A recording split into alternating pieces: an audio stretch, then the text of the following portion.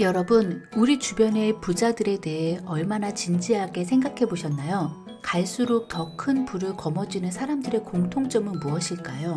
확실히 말할 수 있는 것은 일단 돈에 대한 생각이 뚜렷하다는 것입니다. 그리고 그들 모두가 인품이 단정하여 행동거지나 생활 태도에 태만함이나 해이함이 전혀 없다는 것이지요.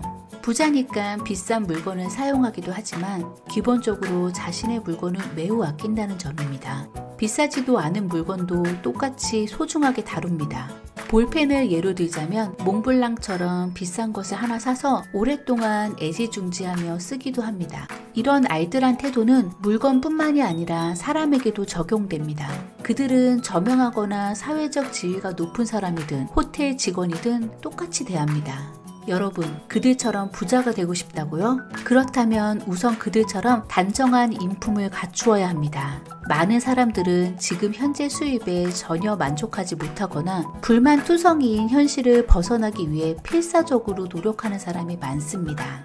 그러나 아무리 노력해도 기대한 만큼 성과가 나지 않는다면 어떻게 해야 할까요?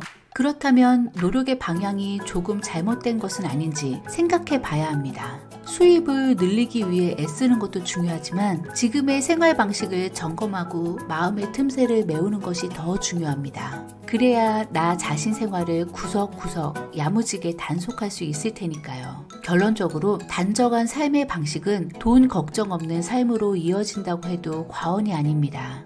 해이한 생활 습관을 즉시 고치지 않으면 미래의 당신을 기다리는 것은 경제적 파산, 가정 파탄, 인생 파탄일지도 모릅니다. 오늘의 주제는 큰 부자가 되기 위해 우리가 알아두어야 할 생각법과 습관에 대해 한번 알아보도록 할게요.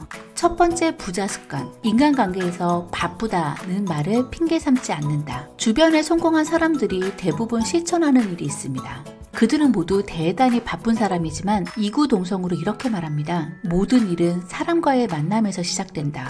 그들은 사람과의 만남을 무엇보다도 소중히 여깁니다. 돈 잘 버는 사람은 항상 바쁘지만 그것을 핑계 삼지 않습니다. 예시로 다른 사람과의 명함을 교환하면 무슨 일이 있어도 그날 안에 인사 문자를 보내는 교수가 있습니다. TV에도 자주 나오는 데다 거의 매월 책을 내는 분입니다.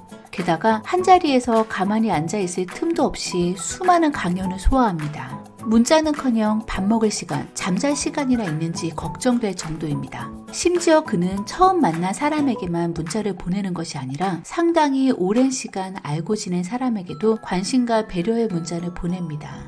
유익한 인간관계를 구축하기 위해 노력하는 부자들. 그들은 나만 배려하는 것이 아니라 수많은 지인과 거래처에 형식적인 선물이 아닌 의미 있는 선물을 보내기도 합니다. 그들의 인간관계는 놀라울 만큼 방대합니다. 그들이 생각하는 유익한 인간관계의 핵심은 사람을 소중히 여기는 태도입니다. 두 번째 부자 습관, 그들은 절대 타인과 자신을 비교하지 않는다. 그들은 결코 열등감을 표출하거나 나 따위가 무슨 이라며 자신을 부정하지 않습니다. 연매출 몇억 원 회사를 경영하는 사람이 있는가 하면 1조 원 이상의 대기업을 키워낸 사람도 있습니다. 그래도 그들은 결코 저 따위가 KFC에 비하면 보잘것없는 사람입니다 라고 말하지 않습니다. 그들은 나는 나, 남은 남이라고 생각하며 각자 인생은 각자의 힘으로 승부해야 한다는 것을 잘 알고 있습니다. 신은 불공평하지만 원망한다고 해서 달라지는 것은 없습니다. 세상에는 분명 나도 저랬으면 얼마나 좋았을까 싶은 사람들이 셀 수 없이 많습니다. 무엇이든 한번 듣기만 하면 외우는 사람도 있고 신이 이렇게나 완벽한 사람을 만들다니 라고 감탄할 만큼 아름다운 용모를 갖춘 사람도 있습니다. 뛰어난 신체 능력을 타고난 사람, 번뜩이는 직감을 타고나 투자에서 손해를 거의 보지 않는 사람, 뽑기 운이 말도 안 되게 좋은 사람 등등 다양합니다.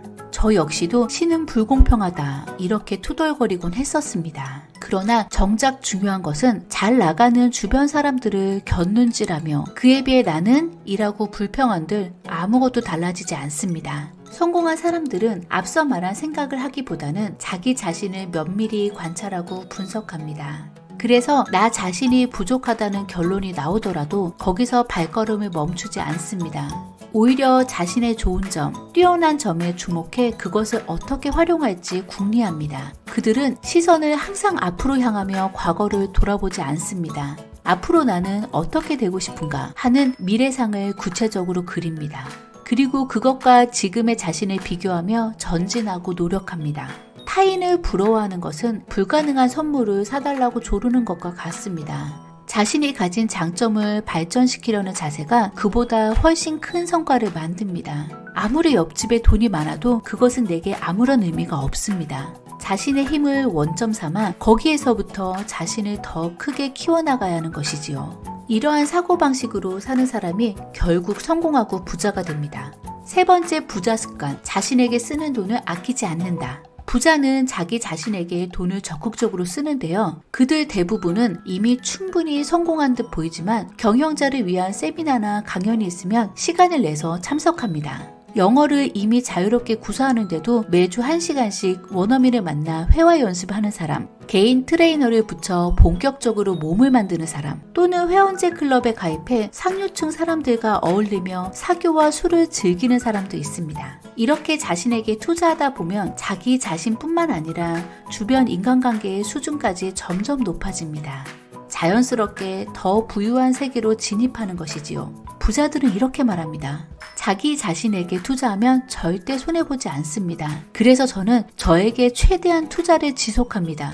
여러분, 그동안 내 자신에게 소홀했다면 이제부터는 자신에게 좀 더 투자하세요. 그리고 자기 연마에 돈을 쓰세요. 네 번째 부자 습관, 불안과 걱정거리를 크게 신경 쓰지 않는다. 인생이란 불안의 연속입니다. 지금은 그럭저럭 살고 있지만 만약 구조조정을 당하면 어떻게 될까? 노후에는 어떻게 살아야 할까? 아직 젊은데도 불안 요소를 이것저것 떠올리며 걱정을 늘어놓는 사람이 있습니다. 불안을 입에 담으면 자신뿐만 아니라 주변 사람들까지 침울해집니다.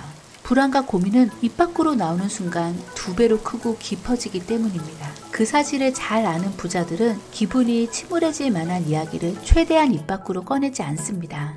부자들은 대부분 사업을 하기 때문에 몇백 명 혹은 그보다 더 많은 사람의 인생을 책임지고 있습니다. 그러니 불안의 크기가 셀러리맨보다는 수십 배 더 클 것입니다. 한 CEO에게 그런 불안을 어떻게 해결하냐고 물어보았더니 그는 이렇게 말했습니다. 불안이 느껴지면 머리를 흔들어 떨쳐버립니다. 고민한다고 해서 나아지는 문제는 별로 없으니까요. 우리가 걱정하는 일의 90%는 실제로 일어나지 않는다고 합니다. 불안해하며 고민할 힘이 있으면 그 힘을 반걸음이건 한 걸음이건 앞으로 나아가는 데 쓰도록 하세요. 성공한 사람들은 오로지 나아가는 데 집중한 덕분에 풍요롭고 여유로운 현재를 손에 넣었다는 사실을 기억하시길 바랍니다. 여러분도 이 영상을 계기로 단정한 삶으로 내 자신을 좀 더 혁신적으로 만들어 보세요. 즉, 부자가 되는 방향으로 전환하시길 바랍니다. 그러면 분명 1년, 5년이 지난 후에 더욱 풍요롭고 행복한 삶을 누리게 될 것입니다. 오늘의 영상은 여기까지입니다. 내 인생의 좋은 습관 철학, 생각 속의 주머니를 구독하고 행복한 미래를 설계해 보세요.